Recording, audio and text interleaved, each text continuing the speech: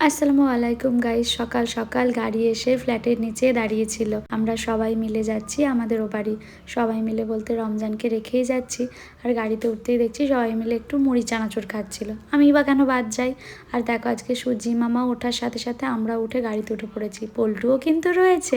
গাড়িতে উঠে ঘুরতে যাওয়ার জন্য আমরা যেমন এক্সাইটেড থাকি, মনে হয় পল্টুও সেই রকমই এক্সাইটেড থাকে। কোনো বায়না নেই, কিচ্ছু নেই, কোনো আওয়াজ নেই। ও খুব এনজয় করে জানো তো। কে কতটা এক্সাইটেড আমি সত্যিই জানি না, তবে আমি ভীষণ এক্সাইটেড আর আমার মাও ভীষণ এক্সাইটেড থাকি বরাবর ও বাড়ি যাওয়ার জন্য। মা আমার কাঁধে মাথা রেখে ঘুমোচ্ছে। হ্যাঁ, এই রকম ভাবেই আমরাও মায়ের কাঁধে মাথা রেখে একসময় ঘুমাতাম। সত্যি সময়ের সাথে সাথে সব কিছুই বদলে যায়। এখন আমরাও হয়ে উঠছি ধীরে ধীরে তাদের বাবা মা। আর এই সবুজের মধ্যে দিয়ে যাচ্ছি, এত সুন্দর লাগছে। এমনিই আমার শহর যেমন ভালো লাগে, ঠিক তেমনভাবে গ্রামও ভালো লাগে। আর জানো, আমাদের ও বাড়িতে প্রচুর স্মৃতি রয়েছে। ছোটবেলায় ঘুরতে যাওয়ার কথা বললে ও বাড়ির কথাই আগে মাথায় আসতো। স্কুলের ছুটি পড়লে অন্য কোথাও যাবো এটা কখনোই ভাবিনি। যাই হোক, একটা জায়গায় দাঁড়ালাম আমরা ব্রেকফাস্ট করতে। প্রথমেই সবার জন্য নিয়ে নিলাম ডাব, তবে খুব একটা কচি ছিল না ডাবগুলো। এরপর নিয়ে নিয়েছি রুটি আর তরকারি। চা ছাড়া তো খাওয়া দাওয়াটা ইনকমপ্লিটই থেকে যায়, তাই নিয়ে নিলাম চা। আর বাবার জন্য রুটি, ডিম ভাজা, তরকারি গাড়িতেই নিয়ে নিয়েছিলাম। ওখানে পল্টু রাজাকে দেখো, একবার আমার কোলে, একবার মানার কোলে, একবার বোনের কোলে, বাবার কোলে, মায়ের কোলে, মানে সবার কোলে কোলেই ওর ঘোরা হয়ে যাচ্ছে। আমাদের গাড়ি কেনার পর থেকে তো আমরা বেশিরভাগ সময়ই গাড়ি করেই যাতায়াত করি। আর এই রাস্তাটা দেখছি বেশ কয়েক বছর ধরে হচ্ছে। আশা করছি কিছুদিনের মধ্যে কমপ্লিটও হয়ে যাবে। এখানে পল্টুকে দেখো কোলে শুয়ে ঘুমিয়েই পড়েছে। আর রাস্তায় বেরিয়েছি মানে আমাদের খাওয়া দাওয়া কখনোই বন্ধ হয় না জানো তো।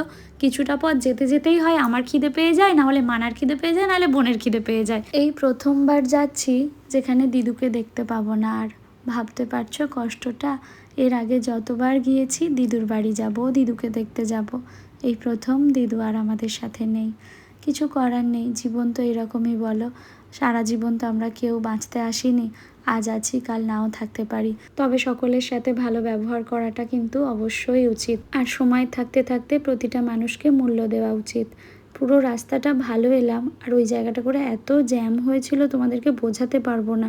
এই কালিয়াচকের আগে আর পরেটা করে এত জ্যাম হয় যে আমরা ওইখানটার জন্যই ভয়ে ভয়ে থাকি, যে ওইখানটা একবার পেরিয়ে গেলে নিশ্চিন্ত। শুধু দেখো ওপারে লরিগুলো কিভাবে দাঁড়িয়ে রয়েছে। লরির ড্রাইভারদেরও তো কষ্ট হয় বলো। এই গরমের মধ্যে তারা তার লরি ফেলে রেখে পালাতেও পারবে না, কিছু করারও থাকে না।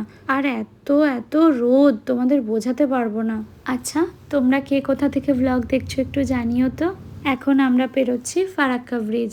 তোমাদের তো এর আগেও বলেছি, আগে যখন ট্রেনে যাতায়াত করতাম রাতে জেগে থাকতাম ফারাক্কা ব্রিজ দেখবো বলে। তবে মাঝে মাঝে ঘুমিয়েও পড়তাম, ভীষণ ভালো লাগতো।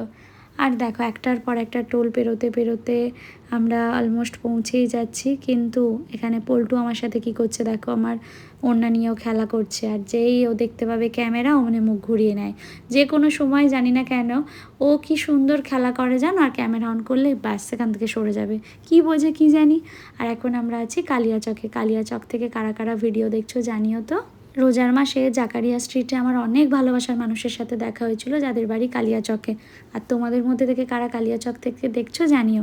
এখানে এসে আর এগোতেও পারছি না, পিছোতেও পারছি না, এত জ্যাম।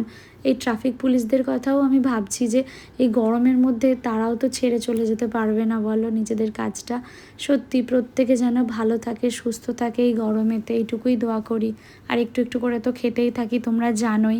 বেশ অনেকক্ষণ জ্যামে আটকে থাকার পর এবারে আমরা অন্য দিক দিয়ে গাড়িটা নিয়ে যাচ্ছি। এবারে যেন আর না জ্যাম পাই, এই গরমে না হলে পাগল হয়ে যাব। তবু গাড়ির মধ্যে এসি চলছে, এটাই ভরসা। চলে আসলাম গাজলে। গাজল থেকে কারা ভিডিও দেখছো জানিও। এইবারে করব লাঞ্চ, যদিও বিকাল হয়ে গেছে।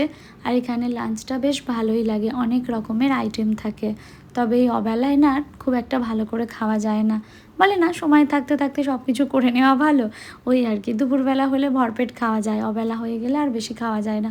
তবু এখানে ট্যাংরা মাছ, কাতলা মাছ, মাংস সবই নেওয়া হয়েছিল, আর আইসক্রিমও নেওয়া হয়েছে। এই যে ফাইনালি পৌঁছে গেলাম আমাদের চেকপোস্টে। তোমরা অনেকেই বলো আমাদের ও বাড়ি কোথায়, আমাদের ও বাড়ি উত্তর দিনাজপুরের চেকপোস্টে। আর এই হচ্ছে আমাদের বাড়ি। আলহামদুলিল্লাহ আলহামদুলিল্লাহ আমরা পৌঁছে গেলাম। আর কত আম হয়েছে দেখো, এই সামনের গাছটা বোনের, এই পিছনের গাছটা মানার, আর ওপাশে রয়েছে আমার গাছ। ছাদ থেকে খুব ভালো দেখা যায়, আর ছাদ থেকে পাড়াও যায়।